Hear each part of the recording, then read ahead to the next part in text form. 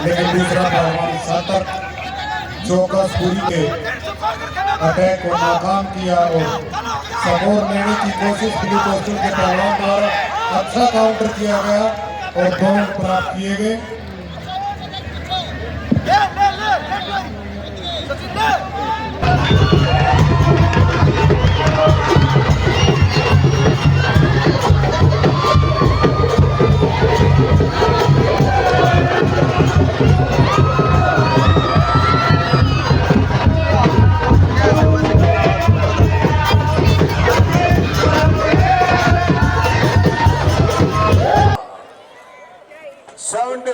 Weight category में किरण Hooda red costume में, तालियां नहीं बजी आपकी, तालियां बजाइए, बंद कर दिया।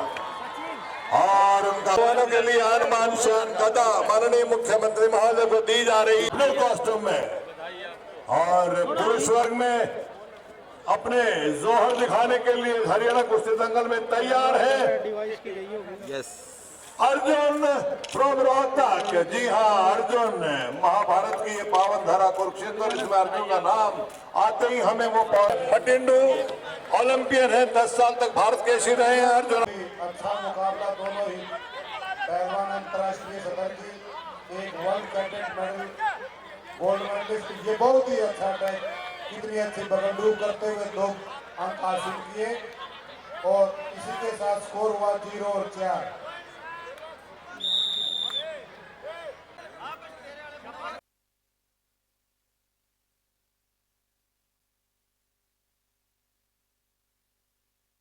गर्व की बात है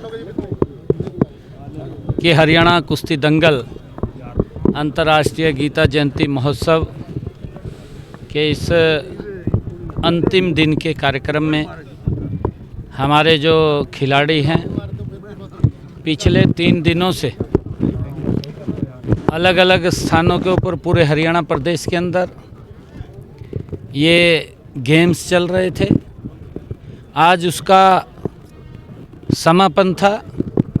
इस समापन के ऊपर हमारे हरियाणा प्रदेश के सभी भीम अवार्डी, अर्जुन अवार्डी और हमारे सभी खिलाड़ी आज कुरुक्षेत्र के इस पावन भूमि के ऊपर उपस्थित हुए और यहाँ पर हमारे खिलाड़ियों ने इस कुश्ती दंगल में अपनी प्रतिभा को सभी के सामने वो रखा है। कुछ फर्स्ट आए हैं, कुछ सेकंड आए हैं, कुछ थर्ड पोजीशन पर भी रहे हैं। मैं सभी खिलाड़ियों को जिन्होंने पार्टिसिपेट इस हरियाणा कुश्ती दंगल में किया है, चाहे वो जिला स्तर पर थे या वो स्टेट स्तर के ऊपर आए हैं, उन सभी को मैं बहुत बहुत बधाई और शुभकामनाएं देता हूं। आदरणीय प्रधानमंत्री जी का एक विजन था, उन्होंने कहा भी था कि देश के अंदर 1 नेशन 1 इलेक्शन के तहत ही चुनाव होने चाहिए। इससे क्योंकि पैसे का भी बहुत ज़्यादा मात्रा में दुरुपयोग होता था, वेस्टेज होती थी, विकास की गति रुकती थी।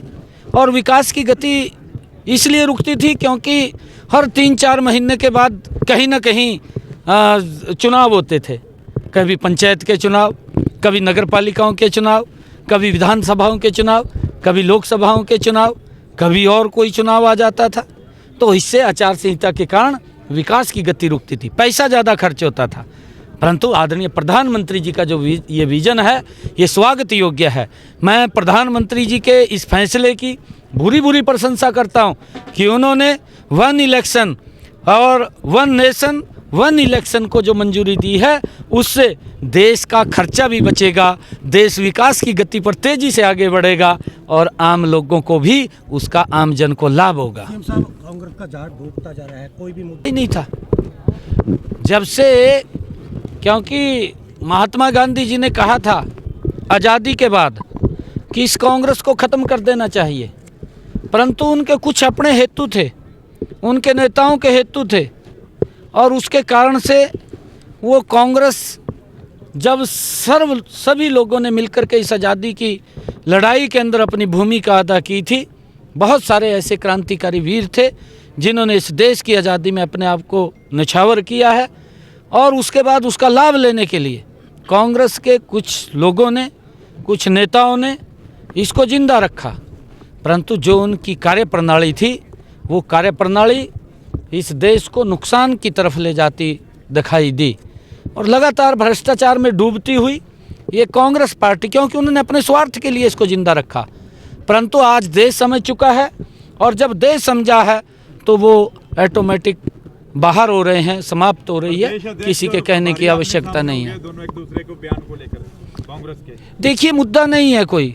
कांग्रेस पार्टी सदमे में है, सदमे में है क्योंकि लोगों ने नकारा है और लोगों ने इस बुरी तरीके से नकारा है क्योंकि ये लोग ये भ्रष्टाचार में लिप्त लोग हैं। और अब एक दूसरे को ऊपर जब कोई मुद्दा नहीं मिलता तो फिर एक दूसरे पे आरोप तो लगाना पड़ेगा। पहला तो बेचारी ईवीएम को रगड़ दिया, कहा ईवीएम कहा खराब आ, ईवीएम हैक कर ली, पहले तो उसको ऊपर पिल गए ये लोग।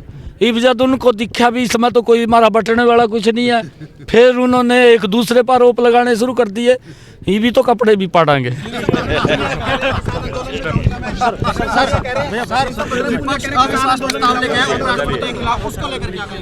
उन पर मुद्दा नहीं है।